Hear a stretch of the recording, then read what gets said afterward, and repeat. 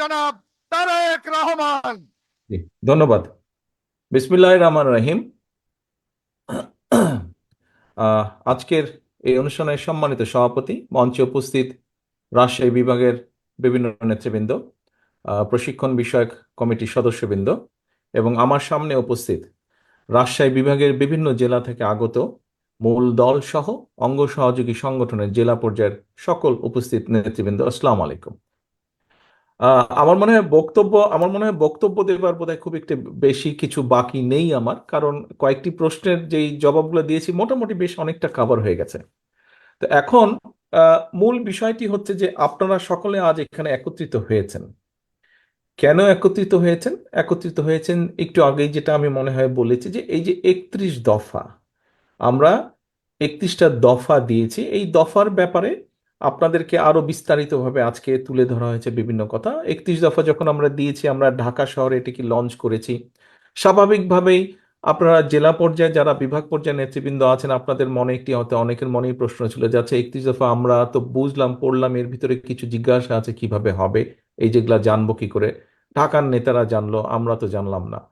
আপনারা যাতে জানতে পারেন, জানেন, সেজন্যই আমরা চেষ্টা করেছি এরকম একটি ব্যবস্থা করতে। এবং আপনারা যেটি জানলেন, আপনাদেরকে আমরা যেটি জানালাম, আপনাদের মাধ্যমে আমাদের প্রান্তিক পর্যায়ে, তৃণমূল পর্যায়ে যারা নেতৃবৃন্দ আছে, সহকর্মীবৃন্দ, কর্মীবৃন্দ আছে, তাদের কাছে আপনারা নিয়ে যাবেন।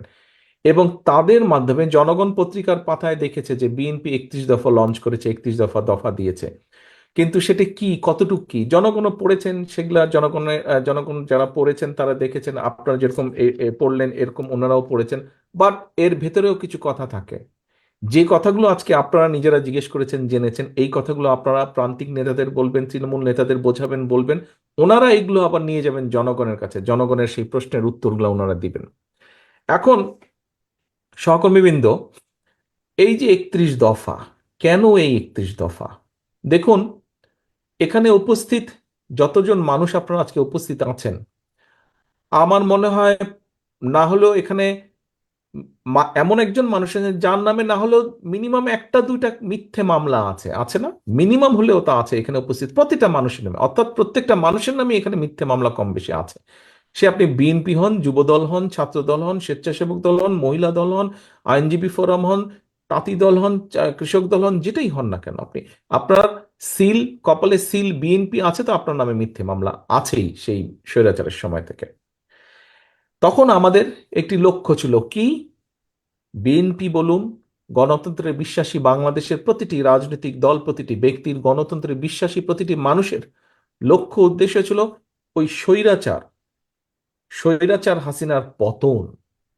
আলহামদুলিল্লাহ, জনগণের রাজনৈতিক দলগুলো একসাথে মিলে জনগণের প্রচেষ্টায়, জনগণের সমর্থন, জনগণকে সাথে নিয়ে, ছাত্র জনতা সকলকে সাথে নিয়ে বাংলাদেশের মানুষ সফল হয়েছে। বাংলাদেশ সৃষ্টির পরে সবচাইতে বড় যে স্বৈরাচার ছিল, মাফিয়া ছিল, যে নামেই বলেছিল বলি না কেন আমরা, তার পতন হয়েছে। এখন একটি অধ্যায় শেষ। এই অধ্যায় শেষ হবার পরে আরেকটি অধ্যায় শুরু। একটু আগে আমি বলেছি, আপনি আজকে কৃষি বলেন, শিক্ষা বলেন, অর্থনীতি বলেন, বিচার ব্যবস্থা বলেন, সিভিল প্রশাসন বলেন, পুলিশ প্রশাসন বলেন, স্বাস্থ্য বলেন, যেই সেক্টরের কথা বলেন না কেন, গত 15 বছরে প্রত্যেকটা সেক্টরকে ধ্বংস করে দিয়ে গেছে। পত্রিকার পাতা খুললেই দেখি আমরা লক্ষ কোটি টাকা বিদেশে পাচার করে দিয়েছে, এই দেশের মানুষের অর্থ সম্পদ বিদেশে পাচার করে দিয়েছে, এই দেশের মিল কারখানা, ব্যবসা বাণিজ্য, শিক্ষা, স্বাস্থ্য ধ্বংস করে দিয়েছে। প্রিয় সহকর্মীবৃন্দ, আপনাদের যেই বইটি, আপনাদের যে ছোট বই কম বেশি আপনারা পেয়েছেন, এই বইয়ের প্রথম পৃষ্ঠায় একটি ডেট লেখা আছে। ডেটটা হচ্ছে 13 জুলাই 2023 সাল। আমরা 31 দফা দিয়েছি। এর আগে 27 দফা দিয়েছিলাম, তারও কিছুদিন আগে, অর্থাৎ প্রায় 2 বছর আগে। এই দেশের মানুষের জন্য, এই দেশের জন্য, দেশের সম্পর্কে আমাদের কি চিন্তা, সেটিকে কেন্দ্র করে আমরা 27 দফা দিয়েছিলাম। পরবর্তীতে আমাদের সাথে আন্দোলনরত যতগুলো রাজনৈতিক দল ছিল, তাদের সাথে আলোচনা করে তাদের পরামর্শের ভিত্তিতে 27 থেকে আমরা 31 দফা দিয়েছি। আচ্ছা, এই যে এখন, এই যে ডেটটা আমি কেন বললাম, ডেটটা এই জন্য আমি বললাম যে বিএনপি এমন একটি রাজনৈতিক দল, যেই দলের স্বৈরাচারের সময় লক্ষ্য ছিল স্বৈরাচারের পতনের, কিন্তু তারপরেও তো দেশ থাকবে, মানুষ থাকবে, দেশ এগিয়ে যাবে, মানুষ এগিয়ে যাবে। তারপরে কি? স্বৈরাচারের পতনের পরেও আমাদের একটি লক্ষ্য আছে, আমাদের একটি টার্গেট আছে, আমাদের একটি উদ্দেশ্য আছে, আমাদের একটি এইম আছে, আমাদের একটি পরিকল্পনা আছে। স্বৈরাচারের পতনের পরে সেই লক্ষ্য, উদ্দেশ্য, টার্গেট, এইম যাই বলি না কেন আমরা, সেগুলো কি কি কি, সেটিই হচ্ছে এই 31 দফা। অর্থাৎ আমরা শুধু স্বৈরাচারের পতন নিয়ে কথা বলিনি, পতন নিয়ে আন্দোলন করিনি, পতন নিয়ে আলোচনা করিনি, বক্তব্য রাখনি। পতনের পরে আমরা কিভাবে দেশকে পুনর্গঠন করব, পতনের পরে আমরা দেশকে কিভাবে এগিয়ে নিয়ে যাব, মানুষের জন্য কি কি কি করব, মানুষের লাইফকে, জীবনকে একটু বেটার করার জন্য, একটু ভালো করার জন্য, তার আলোকে আমরা 31 দফা রচিত করেছি বা উপস্থাপন করেছি। সহকর্মীবৃন্দ, এই 31 দফা 31 দফাই না, জীবন চলমান, দেশ চলমান, সমাজ চলমান, এবং স্বাভাবিকভাবেই অনেক কিছুর পরিবর্তন হবে সময়ের সাথে পর্যায়ক্রমিকভাবে। সেজন্যই আমরা বলেছি যে এই 31 দফার পরেও যদি কোনো ব্যক্তি, কোনো সংগঠন, কোনো দল কোনো ব্যাপারে যদি বেটার কিছু দিতে পারেন, অবশ্যই আমরা সেটি গ্রহণ করব। এই 31 দফা শুধু বিএনপির 31 দফা নয়। একটু আগেই আমি বলেছি 31 দফার মধ্যে আরো রাজনৈতিক দল যারা গণতন্ত্রে বিশ্বাস করে, মানুষের ভোটের অধিকারে বিশ্বাস করে, মানুষের অর্থনৈতিক মুক্তিতে বিশ্বাস করে, তাদের সকলের সম্মিলিত সম্মিলিত চিন্তার সমষ্টিগত ফল হচ্ছে এই 31 দফা। আমাদের সকল গণতন্ত্রে বিশ্বাসী রাজনৈতিক দলগুলোকে এখন আমরা যেহেতু একটি, আমি বিশ্বাস করি, আমার প্রত্যেকটি উপস্থিত নেতাকর্মী বিশ্বাস করেন যে আমরা একটি রেসপন্সিবল দলের ভূমিকা পালন করি, এবং সে কারণেই কিন্তু মানুষের আস্থাও আমাদের উপরে। যতবার বিএনপি দেশ পরিচালনার সুযোগ পেয়েছে, শিক্ষা ক্ষেত্রে বলেন, কৃষি ক্ষেত্রে বলেন, শিল্প ক্ষেত্রে বলেন, অর্থনৈতিক ক্ষেত্রে বলেন, যেই ক্ষেত্রেই বলুন না কেন, হ্যাঁ, আমরা হয়তো সব সময় সব সময় কাঙ্ক্ষিত ফল হয়তো অর্জন করতে পারিনি। যতবার আমরা দেশ পরিচালনার সুযোগ পেয়েছি, আমাদের হয়তো আরো কিছু করার ছিল, আমরা সব করতে পারিনি। কিন্তু এটাও সত্য যে আমরা অনেক কিছু আলহামদুলিল্লাহ আল্লাহর রহমতে মানুষের সমর্থনে অনেক কিছু করেছি এই দেশে। হয়তো আরো অনেক কিছু করার বাকি আছে, সেই অনেক কিছুগুলোই হচ্ছে 31 দফা, এবং সেগুলো আমরা করতে চাই। আজকের এই আলোচনার, এখানে যে আলোচনা বা সেমিনার বা যেটাই বলি না কেন আমরা, এটা হলো মূল লক্ষ্য। সংক্ষেপে আমি আগেই বলেছি, আপনারা জানলেন, আপনারা এখন জানাবেন, আপনারা যাদেরকে জানাবেন তারা, দলের নেতাকর্মী যাদের জানাবেন তারা গিয়ে আবার পরবর্তীতে জনগণকে জানাবে। অর্থাৎ আমরা যেটাই করতে চাই, যাই করতে চাই, আমরা জনগণকে সাথে নিয়ে করতে চাই। সবসময় আমি বলেছি, বিভিন্ন সময়ে আমি বলেছি, বিএনপি হচ্ছে জনগণের দল। আমরা তো বলি, বক্তব্যই রাখি আমরা, যে বিএনপি সকল শক্তির উৎস হচ্ছে জনগণ, সকল ক্ষমতার উৎস হচ্ছে জনগণ, বিএনপি সকল রাজনৈতিক ক্ষমতার উৎস জনগণ। সেজন্যই প্রিয় সহকর্মীবৃন্দ, আমি বলেছি, জনগণের সবসময় আপনাদেরকে বলার চেষ্টা করে আমি বলে থাকি, জনগণের সঙ্গে থাকুন, জনগণকে সঙ্গে রাখুন, জনগণের সঙ্গে থাকুন, জনগণের সঙ্গে থাকুন প্রিয় সহকর্মীবৃন্দ। কারণ একটি রাজনৈতিক দল হিসাবে, একটি রাজনৈতিক দল হিসেবে যদি আমরা টিকে থাকতে চাই, সেটি রাজনীতিতে যদি টিকে থাকতে চাই, জনগণের মাঝে যদি টিকে থাকতে চাই, ইতিহাসের পাতায় যদি আমাদেরকে টিকে থাকতে হয়, প্রিয় সহকর্মীবৃন্দ, এই দেশের জন্য এবং জনগণ যেটা চায় সেরকম কাজের বাইরে কিছু করলে আমরা টিকে থাকতে পারবো না। টিকে থাকতে হলে অবশ্যই আমাদেরকে জনগণের প্রত্যাশা অনুযায়ী কাজ আমাদেরকে করতে হবে। সহকর্মীবৃন্দ, আপনারা প্রায় কিন্তু আমার সাথে যখন দেখা হয়, আপনাদের মিটিং হয় বিভিন্ন জায়গায়, আপনারা আমাকে একটি কথা বলেন, শুধু ব্যক্তিগত মিটিং বা দলীয় মিটিং এ নয়, আপনারা জনসভাতেও অনেকেই বক্তব্যে একটি কথা বলেন। কি কথা? জনগণ বিএনপির দিকে তাকিয়ে আছে।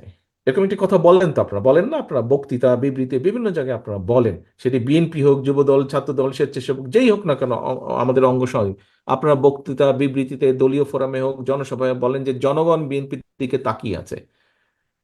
সহকর্মীবৃন্দ, আহ আপনি যদি ছোট্ট একটি উদাহরণ চিন্তা করেন, আপনার পরিবারের কোন সদস্যের উপরে আপনি আস্থা রাখেন? আপনি পরিবারে তো অনেক সদস্য থাকে, সবার উপরে তো আপনি আস্থা একরকম রাখেন না। কার উপরে আপনি আস্থা রাখেন? আপনি তার উপরেই আস্থা রাখেন যার সম্পর্কে আপনার ধারণা আছে যে আপনি বিপদে পড়লে, কোনো সমস্যায় পড়লে আপনার সেই পরিবারের সদস্যটা এগিয়ে আসবে আপনার সহযোগিতার জন্য, আপনার পাশে এসে দাঁড়াবে, পারুক না পারুক আপনার পাশে দাঁড়াবে। বিপদ আপদে পড়লে কিন্তু আপনি সেই বন্ধুটির কথা মনে করেন, সেই স্বজনটির কথা বা সেই আত্মীয়টির কথা মনে করেন, করেন না সহকর্মীবৃন্দ? বিএনপি হচ্ছে এমন একটি দল, দেশের মানুষ বিএনপিকে সেই আস্থায় নেয়। কিন্তু সহকর্মীবৃন্দ, এখানে একটি বড় কিন্তু আছে, বিশাল বড় একটি কিন্তু আছে। আপনাকে কিন্তু সেই মর্যাদা বিশ্বাস আপনি অর্জন করেছেন একটি পর্যায়ে। আজকের পর থেকে সামনের দিনগুলোতে এই যে জনগণের আস্থা, এই যে জনগণের বিশ্বাস আপনার প্রতি, এটাকে তো আপনার সবচেয়ে বড় দায়িত্ব হচ্ছে ধরে রাখতে হবে। এটিকে তো, এই আস্থা বিশ্বাসকে তো ধরে রাখার দায়িত্ব জনগণের না, ধরে রাখার দায়িত্ব আপনার। ধরে রাখার দায়িত্ব কিন্তু আপনার, এখানে উপস্থিত প্রত্যেকটা মানুষের, আমি থেকে শুরু করে আমরা উপস্থিত প্রতিটা মানুষের দায়িত্ব হচ্ছে জনগণ যে আপনার প্রতি আস্থা রেখেছে, জনগণ যে আপনার প্রতি বিশ্বাস রেখেছে, আপনার চলনে, বলনে, কথাবার্তায়, উঠা বসায়, কাজে কর্মে, প্রত্যেকটি ক্ষেত্রে আপনাকে সেই আস্থা ধরে রাখতে হবে। আপনার কাঁধের উপরে কিন্তু বিরাট একটা দায়িত্ব। আপনার শুধু সন্তান পরিবার পরিজনের দায়িত্ব আপনার উপরে না, আপনার সন্তান পরিবার পরিজনের দায়িত্বতে আপনি যখন পরিবারের সদস্য সেই হিসাবে, কিন্তু আজ আপনি এখানে উপস্থিত হয়েছেন বিএনপির একজন সদস্য হিসাবে, এবং বিএনপির সদস্য হিসাবে কিন্তু আপনার এই কাঁধের উপরে কিন্তু জনগণ আস্থা রেখেছে। কাজেই এই কাঁধ কিন্তু আপনি সরিয়ে দিতে পারবেন না, এই কাঁধ আপনাকে শক্তভাবে তৈরি ধরে রাখতে হবে, এই কাঁধকে শক্তিশালী করতে হবে। কাজেই সহকর্মীবৃন্দ, আপনার কাছে, আপনাদের প্রত্যেকটা মানুষের কাছে, আপনাদের কাছে আমার বিনীত অনুরোধ, এবং আপনাদের মাধ্যমে আপনাদের অধীনস্থ বা যারা এখানে আসতে পারেনি তাদের প্রত্যেকটি নেতাকর্মীর কাছে আমার বিনীত অনুরোধ। আমাদের মধ্যে অনেকেই মনে করছেন, আহারে সামনে তো নির্বাচন হলে ফাঁকা মাঠ। দয়া করে এই ভুলটা করবেন না, দয়া করে এই ভুলটা করবেন না। যারা ভাবছেন যে সামনে তো ফাঁকা, বিশ্বাস করুন, সামনে একটি অসম্ভব শক্তিশালী অদৃশ্য দেওয়াল আপনার জন্য অপেক্ষা করছে, যেটি ভেদ করে যেতে খুব কষ্ট হবে। কাজে কেয়ারফুল, এখন থেকে সাবধান হতে হবে। 31 দফা নিয়ে যান, জনগণকে বোঝান, জনগণের আস্থা অর্জন করুন, জনগণের প্রত্যাশা পূরণের চেষ্টা করুন। সব প্রত্যাশা আপনি এখনই পূরণ করতে পারবেন না, যদি ইনশাল্লাহ আল্লাহর মতে আমরা সরকার গঠন করি, অনেকাংশে সেই প্রত্যাশা আমরা পূরণ করতে সক্ষম হব। কিন্তু সেটির জন্য জনগণ যাতে আপনার উপর আস্থা রাখে, জনগণ যাতে আপনার প্রতি ধৈর্য ধারণ করে, সেই জন্যই আপনাকে সেইভাবে ভূমিকা পালন করতে হবে। সহকর্মীবৃন্দ, আমি জানি আপনারা সকাল 10টা থেকে এখন পর্যন্ত এখানে বসে আছেন, লম্বা সময় বসে আছেন, অনেক বক্তব্য শুনেছেন, খুব বেশি ধৈর্য থাকছে না এখন, এই সন্ধ্যা সময় এসে ধৈর্য রাখা কঠিন হচ্ছে। বাট আমি যেই কথাগুলো বা যেই আহ্বানগুলো আপনার কাছে করছি, আজকে যদি একটু ধৈর্য সহকারে যদি আপনারা সেভাবে কর্মপন্থা না ঠিক করেন, সেভাবে যদি ধৈর্য ধারণ না করেন, ওই যে আমাদের এখানে একজন লয়ার একটু আগে প্রশ্ন করেছেন যে এই কেস কাচারিগুলো যেগুলো আছে কি হবে। সহকর্মীবৃন্দ, এমনও তো হতে পারে ইনকেস সেই স্বৈরাচার যে পড়ে গিয়েছে, পালিয়ে গিয়েছে, তারা তো বসে নেই, তারা তো ষড়যন্ত্র করছে। যদি তাদের ষড়যন্ত্র সফল হয়, আপনার এই কেস তো উঠবেই না, বরং এই কারো 10টা থাকলে ওই দ্বিগুণ হয়ে জ্যামিতিক হারে 20টা হয়ে যাবে, সেই সম্ভাবনাও কিন্তু আছে। সেই সম্ভাবনাকে যদি নস্যাৎ করে দিতে হয়, আজকে থেকে আপনাদের প্রত্যেককে কেয়ারফুল হতে হবে। আজকে থেকে আপনাদের টার্গেট একটাই হতে হবে, জনগণ, জনগণ অ্যান্ড জনগণ। Public interest, public interest and public interest. এর বাইরে যদি আপনি একটু কিছু চিন্তা করেন, প্রিয় সহকর্মীবৃন্দ, ওই ষড়যন্ত্রে পতিত যে স্বৈরাচার, তারা সফল হবে। তারা সফল হলে আমার এই লয়ের সহকর্মীর বক্তব্য অনুযায়ী কেস উঠবে না আপনাদের, বরং মাথার উপর আরো কেস চেপে বসবে, আরো 10টি চেপে বসবে, 20টি চেপে বসবে। সহকর্মীবৃন্দ, আপনাদের নিজেকে যদি বাঁচাতে হয়, উপায় একটাই, জনগণের আস্থা অর্জন করা। নিজেকে যদি রক্ষা করতে হয়, উপায় একটাই, জনগণের আস্থা রক্ষা করা, আস্থা রক্ষা করা, জনগণের আস্থা, নিজেকে আস্থায় রাখা। আপনাকে যদি আপনার পরিবারকে যদি রক্ষা করতে হয়, আপনার আপনার স্ত্রী, সন্তান, বাবা, মা সকলকে যদি রক্ষা করতে হয়, উপায় একটাই, জনগণের আস্থা অর্জন করা। উপায় একটাই, এর বাইরে কোনো উপায় নাই। আপনি যখন রাজনৈতিক কর্মী হয়ে গিয়েছেন, আপনার এর বাইরে আর কোনো উপায় নাই, but to earn the achievement of the public support. এর বাইরে আপনার আর কোনো উপায় নাই। কাজে আসুন, আজকে আমাদের যে 31 দফা নিয়ে আমরা যেটি এখানে চিন্তা করলাম, যেটি শিখলাম, জানলাম, এটিকে আমরা এই ঘরের ভেতরে শুধু সীমাবদ্ধ রাখবো না। আপনারা কষ্ট করে রাজশাহী বিভাগে, রাজশাহী জেলা মহানগরীর যারা আছেন, তাদের হয়তো বেশি দূর থেকে আসতে হয়নি, কিন্তু যারা বগুড়া থেকে এসছেন, যারা চাপাই থেকে এসছেন, যারা নাটোর থেকে এসছেন, নওগাঁ থেকে এসছেন, জয়পুরহাট থেকে এসছেন, পাবনা থেকে এসছেন, সিরাজগঞ্জ থেকে এসছেন, আপনাদেরকে তো অনেক দূর থেকে আসতে হয়েছে। কাজেই আশাটা, সময়টা, অর্থ ব্যয় করে এসছেন, সময় ব্যয় করে এসছেন, এখানে সারাদিন সময় ব্যয় করেছেন, সারাদিন পরিশ্রম হয়েছে, এটিকে কাজে লাগাতে হবে। ফিরে যাবেন আপনারা, প্রত্যেকে ইনশাল্লাহ ফিরে যাবেন যার যার ঘরে নিরাপদে। ফিরে গিয়ে আগামীকাল থেকে আপনার অধীনস্থ নেতাকর্মীদেরকে এই বিষয়ে শিক্ষা দিন এবং তাদেরকে নিয়ে জনগণের ঘরে ঘরে আবার চলে যান। সহকর্মীবৃন্দ, আপনাদের সহযোগিতা ছাড়া, আপনাদের সাথে আরো যারা লক্ষ নেতাকর্মী আছে আমাদের, আপনাদের সহযোগিতা ছাড়া এই 31 দফা বাস্তবায়ন সম্ভব নয়। এই 31 দফা যদি বাস্তবায়ন করতে হয়, আপনাদের সকলের সমর্থন আমাদের লাগবে। এই 31 দফাকে যদি বাস্তবায়ন করতে হয়, আপনাদের সকলের সহযোগিতা আমাদের লাগবে। শহীদ জিয়া, খালেদা জিয়ার প্রত্যেকটি সৈনিক, প্রত্যেকটি কর্মীর সহযোগিতা প্রয়োজন এই 31 দফাকে বাস্তবায়ন করার জন্য। এবং আসুন, আজকে আমরা এখানে প্রতিজ্ঞাবদ্ধ হই যে আমরা যেই প্রত্যাশা নিয়ে আজ এখানে একত্রিত হয়েছি, আমরা যাতে সেই প্রত্যাশা পূরণে, সেই প্রতিজ্ঞা পূরণে সক্ষম হই। আল্লাহ যাতে আমাদেরকে সেই শক্তি দেন।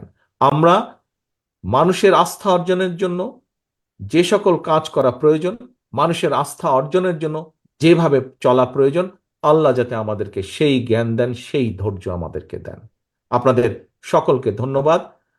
আজকে যারা এই অনুষ্ঠানের আয়োজন করেছেন, বিএনপির প্রশিক্ষণ বিষয়ক সম্পাদক সহ, প্রশিক্ষণ বিষয়ক কমিটি সহ, আমাদের বিএনএসসির নেতৃবৃন্দ, আমাদের বিভাগীয় নেতৃবৃন্দ যারা আছেন, আপনাদের সকলকে ধন্যবাদ জানাচ্ছি আজকে সুন্দরভাবে এই অনুষ্ঠানটি উপস্থাপন এবং পরিচালনা করার জন্য। সকলে ভালো থাকবেন, ইনশাল্লাহ সুস্থ থাকবেন। আল্লাহ হাফেজ। বাংলাদেশ জিন্দাবাদ। বাংলাদেশ জাতীয়তাবাদী দল জিন্দাবাদ। আসসালামু আলাইকুম।